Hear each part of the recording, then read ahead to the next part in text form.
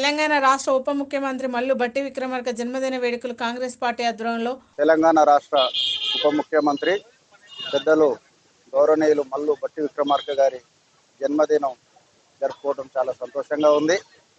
ఇవాళ ఇంతమందిలో కాంగ్రెస్ పార్టీ నాయకుడిగా కాంగ్రెస్ పార్టీ ప్రతి నిమిషం కాంగ్రెస్ పార్టీ భావజాలంతో తిరిగే పెద్ద మనిషి భట్టి విక్రమార్క గారి జన్మదినాన్ని ఈ కొత్తగూడెం నడిబొడ్డును జరుపుకోవడం అనేది కూడా అందరికీ శుభ సంతోషంగా ఉంది. ఎందుకంటే మొదటి నుంచి కాంగ్రెస్ పార్టీ భావజాలంతో, కాంగ్రెస్ పార్టీ భావాలతో, కాంగ్రెస్ పార్టీ ఆదేశాలతో కష్టం వచ్చినా నష్టం వచ్చినా కాంగ్రెస్ పార్టీని అంటిపెట్టుకొని ఇవాళ కాంగ్రెస్ పార్టీ నాయకత్వాన్ని కానీ లేదా క్యాడర్ని కానీ మరి 10 సంవత్సరాలు టీఆర్ఎస్ పాలనలో ఎన్ని సంక్షోభాలు ఎదురైనా ప్రభుత్వాలు ప్రజల్ని పట్టించుకోకపోయినా ప్రతి విషయంలో వారిని ఎండగడుతూ నేనున్నాను, ఎవరున్నా లేకపోయినా నేనున్నానని కరోనా సమయంలో కానీ రైతాంగ విషయంలో కానీ ఇవాళ అన్ని రకాలుగా కాళేశ్వరం ప్రాజెక్టులో కానీ రాష్ట్రాన్ని దోచుకుంటున్న ఈ సందర్భంలో కాంగ్రెస్ పార్టీ ప్రతి పేదవాడికి చేయూతనిచ్చే పార్టీ కాంగ్రెస్ పార్టీ ఉంటేనే పేదవాడు బతుకుతారనే ఒక దిశతో నినాదంతో గత సంవత్సరంలో 1400 కిలోమీటర్లు పాదయాత్ర చేస్తూ అదే ఒక మరియమ్మ ఒక ఎస్సీ మహిళను దారుణంగా కొట్టి చిత్రహింస చేసి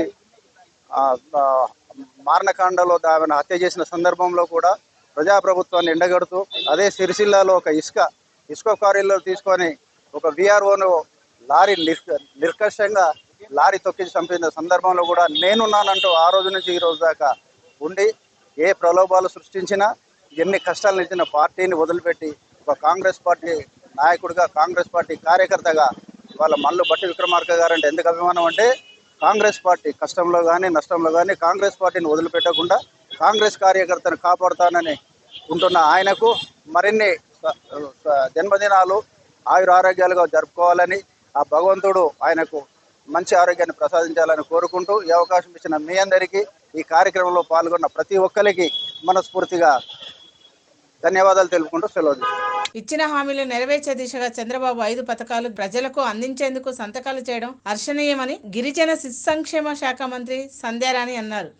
అదేవిధంగా గిరిజనుల సంక్షేమం కోసం నిరంతరం పాటుపడతామని తెలిపారు. గిరిజన గ్రామాల్లో విద్య, వైద్యం, రోడ్లు, తాగునీరు అందించేందుకు చర్యలు తీసుకుంటున్నట్టు తెలిపారు. 17,000 మంది మెగా డిఎస్సి సంతకం పెట్టారు. అది మొదటి సంతకం. 2, మనందరి భూములు లాక్కోవడానికి ప్లాన్ వేశాడు జగన్. అలా ప్లాన్ అయ్యబట్టే 151 సీట్ నుంచి 11 దింపాడు. మన భూములు లాక్కుందాం అనుకున్నాడు.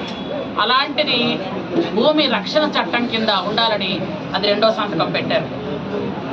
3 ఏంటో మనందరికీ పరిచయమైంది. అలాంటి ఆయన పేరు మీద అన్నా క్యాంటీన్ పెడితే కళ్ళు కుట్టుకొని అన్నా క్యాంటీన్ తీస్తారు. ఆ అన్నా క్యాంటీన్ల కోసం అది 3వ సంతకం పెట్టారు.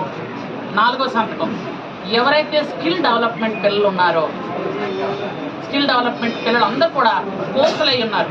కొంతమంది పిల్లలకు ఏ ఉద్యోగం వెళ్ళాలో తెలియక చూస్తున్నారు. ఇంతకు పూర్వం మీకు గుర్తున్న అందరికీ వాళ్ళకి ఇంటర్వ్యూ చేసి ఇక్కడ నుంచే ఉద్యోగం ఇచ్చారు తీసుకెళ్ళిపోతుండేవాళ్ళు. నేను కొన్ని వేల మందికి ఆ సర్టిఫికేట్లు నేను అక్కడ ఇచ్చాను. నా చేతితో అంటే నేను ట్రైనింగ్ ఇవ్వకపోయినా నా చేతితో నేను ఇస్తానని ఎంత సంతృప్తి ఉండేదంటే ఒకరు ఉద్యోగం ఇస్తే అంత సంతృప్తి ఉంటుంది. అది ఫ్రీగా వీళ్ళ డబ్బులు కమ్ముకోవడం కాదు. అంత ఫ్రీగా ఒక ఉద్యోగం ఇస్తే వాళ్ళు ట్రైనింగ్ 10th క్లాస్ పిల్లడు ట్రైనింగ్ అయ్యాక ఆ 10,000 15,000 రూపాయలు జీతం వస్తే ఆ కుర్రడికి ఎంత సంతోషం తెలుసండి, ఆ కుటుంబానికి ఎంత సంతోషం. ఆ స్కిల్ డెవలప్మెంట్. విశాఖ రుషికొండపై నిర్మాణాలను భీమిలి ఎమ్మెల్యే గంటా శ్రీనివాసరావు పరిశీలించారు. 3 రాజధానులు అని చెప్పి సప్త ఋషులు తపస్సు చేసిన ప్రాంతం అని పచ్చటి రుషికొండల్లో చక్కటి రిసార్ట్ ఉంటే కూలగొట్టారన్నారు. ప్రజావేదికను కూల్చినప్పుడు మాజీ సీఎం అనుమతులు లేవని చెప్పారు. ఆ రోజు అనుమతులు లేవని కూల్చిన వారు రుషికొండకి ఎన్ని అనుమతులు ఉన్నాయో చెప్పాలన్నారు. 450 కోట్ల ప్రజాధనం ఏం చేశారో సమాధానం చెప్పాలని డిమాండ్ చేశారు. వైసీపీ పార్టీ మునిగిపోయే పడవ లాంటిదని ముందే చెప్పానని ఆరోపించారు. సంబంధించి ఇవన్నీ కూడా కొన్ని అనుమతులు పొందలేదు కాబట్టి దీన్ని కూల్చేస్తున్నామని చెప్పని ఈ ప్రపంచంలోనే మొట్టమొదటిసారిగా ప్రభుత్వ భవనాన్ని ప్రభుత్వమే కూల్చివేయటం ఒక జగన్మోహన్ గారి నాయకత్వంలో ప్రజావేదిక ద్వారా రుజువైంది. మరి ఆ రోజు దానికి అనుమతులు లేవు అని చెప్పని దాన్ని అంత అమానుషంగా దాన్ని ఆ విధంగా కనీసం అది నట్ అండ్ బోల్ట్తో ఉంటే దాన్ని ఎవరికైనా ఆలోచన ఉంటే ఒకవేళ వద్దనుకుంటే దాన్ని ఒక 1 అవర్లో మొత్తం బోల్ట్లన్నీ ఓడ తీసేసి ప్యాక్ చేసి అది ఇంకొంచెం వాడుకోవచ్చు. అలా కాకుండా దాన్ని విధ్వంసం సృష్టించాలనే ఉద్దేశంతో జేసీబీలు ప్రక్కలైన మిషన్లు తెచ్చి దాన్ని కూల్చివేసిన విధానం మనకు గుర్తుంది. మరి ఆ రోజు అనుమతులు లేవని చెప్పిన దాన్ని కూల్చేస్తే మరి ఈరోజు ఈ రాజమహల్కి ఏం అనుమతులు ఉన్నాయని ఒకసారి అందరూ ఆలోచించాల్సిన అవసరం ఉంది.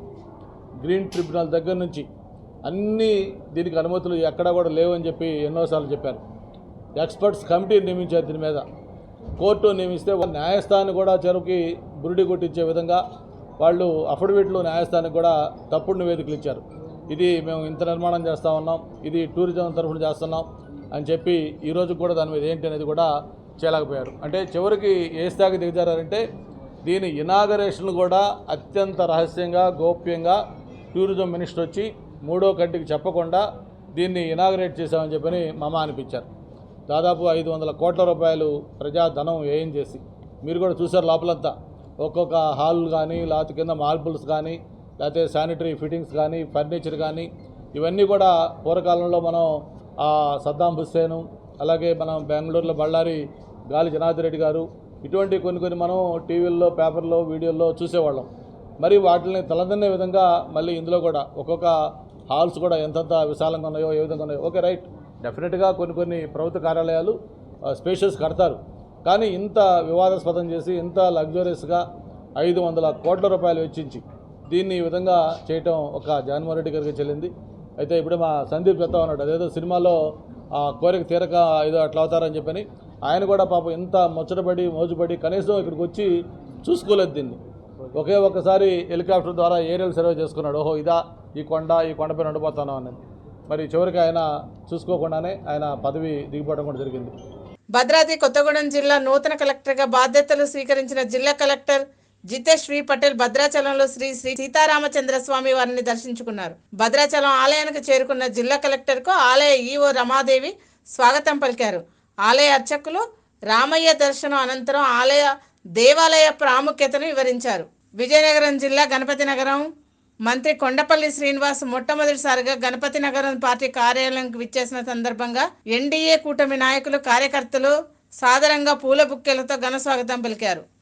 హుజూరాబాద్ నియోజకవర్గంలో ముస్లింలకు ఎమ్మెల్యే పాడి కౌశిక్ రెడ్డి బక్రీద్ శుభాకాంక్షలు తెలిపారు. స్వార్థం, అసూయ, రాగద్వేషాలు లేని త్యాగనీరతని వ్యాపింపజేయడమే బక్రీద్ ముఖ్య ఉద్దేశం అన్నారు. ఆరోగ్యంతో సుఖ సంతోషాలతో ఉండాలని మనస్ఫూర్తిగా అలానే నేను ప్రార్థిస్తా ఉన్నానని చెప్పి సందర్భంగా మీ అందరికీ కూడా తెలియజేస్తా ఉన్నాను. మొన్న రంజాన్ అయిన రోజు వాస్తవంగా అదే రోజు కూడా నేను రావాల్సింది, కానీ దురదృష్టం ఆ రోజు మా మామయ్యకి బైపాస్ సర్జరీ ఉంటే మీ అందరితో ఆ రోజు నేను ఫోన్లో కూడా మాట్లాడి మీ అందరూ కూడా విజయం జరిగింది. మీ అందరు కూడా ఒప్పుకోవడం కూడా గుర్తిస్తా ఉన్నాను. నేను ఎమ్మెల్సీగా అయిన తర్వాత మన ఇది మొత్తము క్లీన్ చేసి అద్భుతంగా ప్రతి సంవత్సరం మున్సిపల్ చైర్మన్ గారికి మేము అందరం కూర్చొని అద్భుతంగా క్లీన్ చేసి అద్భుతంగా అరేంజ్మెంట్స్ కూడా చేస్తుంది కూడా మీ అందరికీ కూడా ఒకసారి గుర్తు చేస్తూ మరియు మీరు మీ కుటుంబ సభ్యులందరూ కూడా సలహా ఉండాలని మనస్ఫూర్తిగా కోరుకుంటూ సెలవు తీసుకుంటా ఉన్నాను. Thank you very much. మరొకసారి మీ అందరికీ కూడా పేరున బక్రీద్ పండుగ శుభాకాంక్షలు తెలియజేస్తూ సెలవు తీసుకుంటాం. Thank you very much. Ambedkar Konaseema జిల్లా అయినవిల్లి మండలం సిరిపల్లి గ్రామంలో బ్లెస్లీ నిర్మల్ చారిటబుల్ ట్రస్ట్ ని ఎన్పాల్ ప్రారంభించారు. ప్రజలు ఆపదలో ఉన్న వారికి తమ వంతు సాయం చేస్తూ వరద సమయంలో ఆహారం, నిత్యావసర వస్తువులను ప్రజలకు అందిస్తున్నారని తెలిపారు. ఇంకా ఎక్కువ సేవలు చేయాలన్న ఆశయం బ్లెస్లీ నిర్మల్ చారిటబుల్ ట్రస్ట్ ని ప్రారంభించారు. ఎవరైనా అనాథ పిల్లలకు గాని వృద్ధులకు గాని తమ చారిటబుల్ ట్రస్ట్ చేరాలని అనుకుంటే తమ ట్రస్ట్ ను సంప్రదించాలని కోరారు. దేవునికి మహిమ కలుగును గాక. అందరికీ నమస్కారం. ఈరోజు సిరిపల్లి ప్రాంతంలో బ్లెస్సీ నిర్మల్ చారిటబుల్ ట్రస్ట్ ప్రారంభించబడింది. అనాథ పిల్లలకు అలాగే వృద్ధులకు ఆశ్రయం కల్పించడానికి మాకు దేవుడిచ్చిన ప్రేరేపణ బట్టి సామర్థ్యాన్ని బట్టి ఈ ట్రస్ట్ ను ప్రారంభించాం. ఈ ట్రస్ట్ ద్వారా అనేకమైన సంవత్సరాల నుండి కరోనా టైంలో అనేక మందికి కిరాణాలు, కూరగాయలు పంచిపెడతాం జరిగింది. వరదల సమయంలో అనేక మందికి భోజనాలు పంచిపెడతాం జరిగింది. ఈ ట్రస్ట్ ద్వారా అనేకమైన కార్యాలు చేశాం. ఈ సమయంలో సిరిపల్లి ప్రాంతంలో ఆ యొక్క అనాథుల కొరకు, వృద్ధుల కొరకు ఈ ట్రస్ట్ను ప్రారంభించాం. మీకు ఎవరైనా అనాథులు తెలిసిన వారు అలాగే వృద్ధులు తెలిసిన వారు ఉంటే ఈ ట్రస్ట్లో మీరు జాయిన్ చేసి వాళ్ళు మేలు కోరుకోవాలని నేను కోరుకుంటున్నాను. ఈ నెల 19న హోంశాఖ బాధ్యతలు